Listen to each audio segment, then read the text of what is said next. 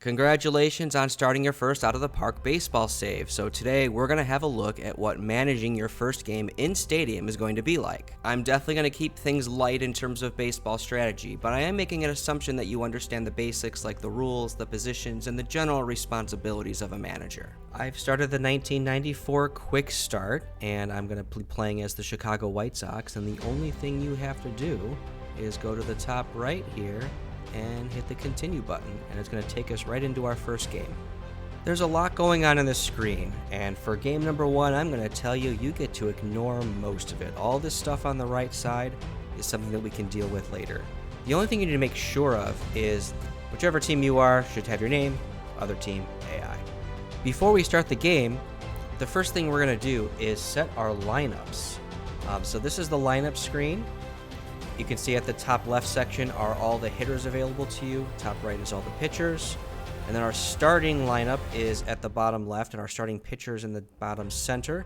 And then we can also see the opponent's lineup and starting pitcher to the bottom right. To properly set up your lineup, you have to know a little bit about the ratings. So you'll see here for the hitters, there's 3 ratings available. Now, there's actually far more ratings for each hitter. These are just the 3 most important. And for game one, we're going to keep it simple and just focus on those. So con is your contact rating. You can think of that as the batting average of the player. The higher, the better. The power rating, you can think of as how many home runs they'll hit. Again, higher is better. And I is how many walks you can expect to draw. Now, in different scenarios, different ratings may be important than others.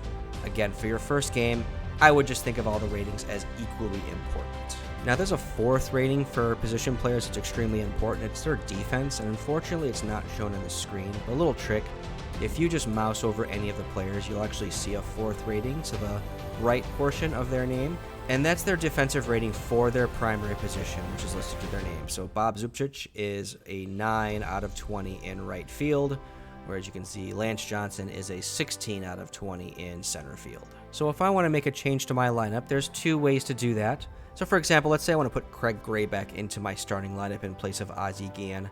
I can hit the plus sign next to Grayback, and then I will put the plus sign next to Guillen and click on that, and that will effectively make them swap places.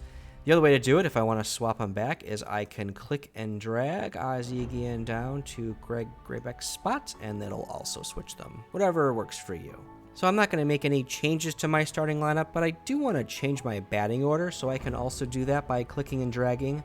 Joey Cora is good at batting average, and he also walks a lot, so I'm going to have him lead off.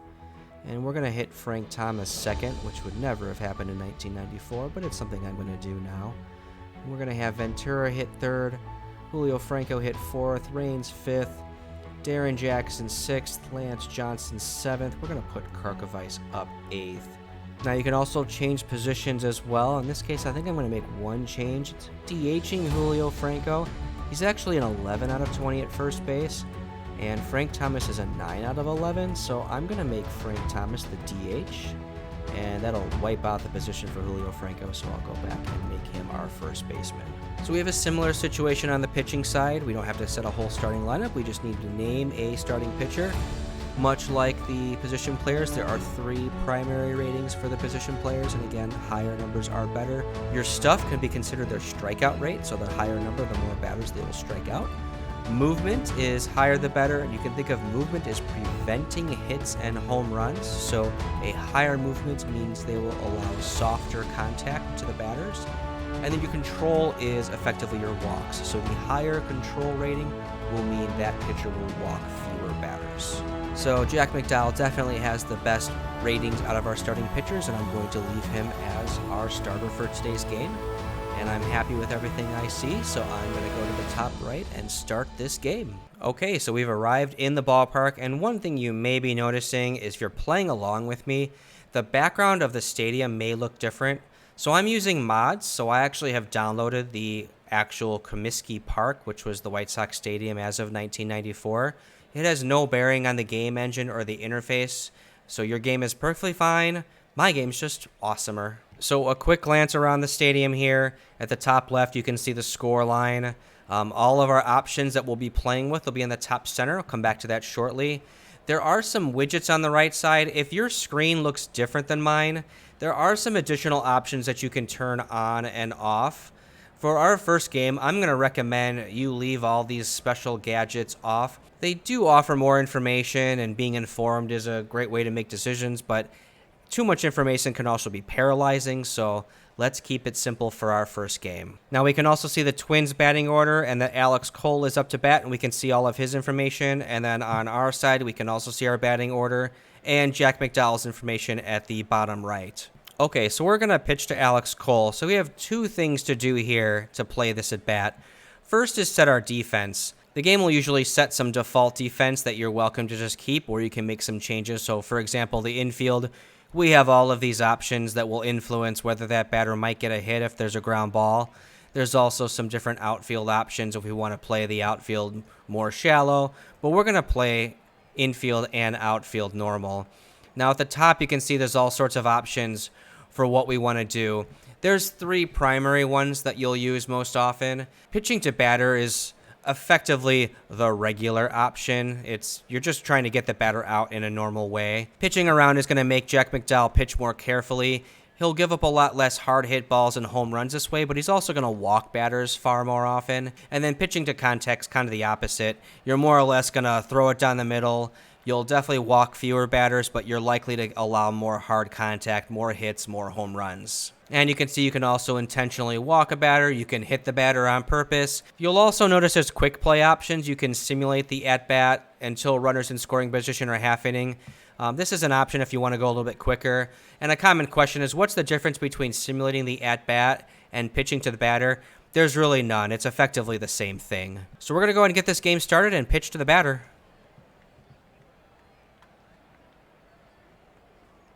All right, and that's a base hit to left field, and the Twins have the leadoff runner on. So notice now that there's a base runner on, we have a few more options at the top. We can try to pick him off at first base, or we can attempt a pitch out if we think he's going to steal. But once again, and I can set the defense, I will leave it, and we'll pitch to the batter. Say it louder. They'll win if you say it loud. And we got a double play out of it. Okay, so now we're hitting. You can see our options are a little bit different.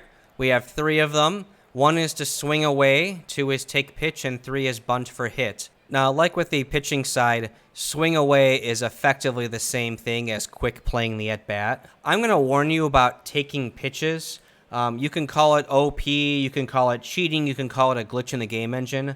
I'm going to spare you the details. My personal rule is just to never take a pitch. But just to show you, we haven't done the quick play at-bat, so you'll see it works exactly the same. And Joey Cora has a single to center field. So you can see we've unlocked some additional options. We can tell Joey Cora to steal second. Now, by stealing second, you're more or less giving him the choice or the green light. He won't steal if he doesn't get a good jump. Send forced, you're basically saying you're stealing no matter what. So that makes him a little bit more likely to get thrown out. You can also do a hit and run or a run and hit in this situation. But this is the likely MVP of the American League, Frank Thomas, so we're just going to swing away. All right, so he grounded out, but Cora moved up to second. All right, so let's talk about stealing here. This might be a chance to do it. Joey Cora has a stealing of 15 and a speed of 14, so he's a pretty good base runner. And Matt Walbeck has a catcher arm of 10, which is pretty average. We're going to go ahead and try and steal third here. Okay, so that's a good example where he didn't get a good jump, so he went ahead and stayed. We'll go ahead and try it again. And he got thrown out. But that's how stealing works. Skipping ahead to the bottom of the third, we have Robin Ventura up to bat with the bases loaded. And now we have a live decision to make. Ozzie Guillen is on third, and the game is asking us if we want him to tag up and try to score. Now, it gives you three pieces of information. The ball is at average outfield depth. Obviously, if the ball is shallow, it's more likely to get thrown out. It gives you Guillen's running ability, so he's average. And it also gives you Kirby Puckett's arm rating, which is normal. So, everything is pretty much average here. And I'd probably go for this with 2 outs, but with just 1 out, I'm going to hold the runner at third. But that's a situation that will come up from time to time. Skipping ahead again to the top of the 6th, Jack McDowell's gotten himself into a jam here. All right, the Twins have just tied the game on a 3-run homer by Scott Leyes. So they've definitely figured out Jack McDowell, and it's time to pull him. So let's show you how to do that. So we need to get someone warmed up in our bullpen. So we're going to click this button right here in our bullpen, and it will give you a list of options. And we're going to go ahead and warm up Jose De Leon. And you'll be able to see his status there towards the right. So we'll keep an eye on that.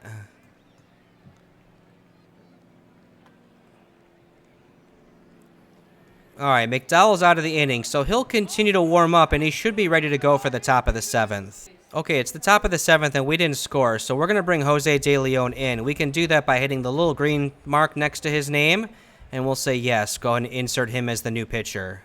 And everything's as usual from here, so we'll pitch to the batter.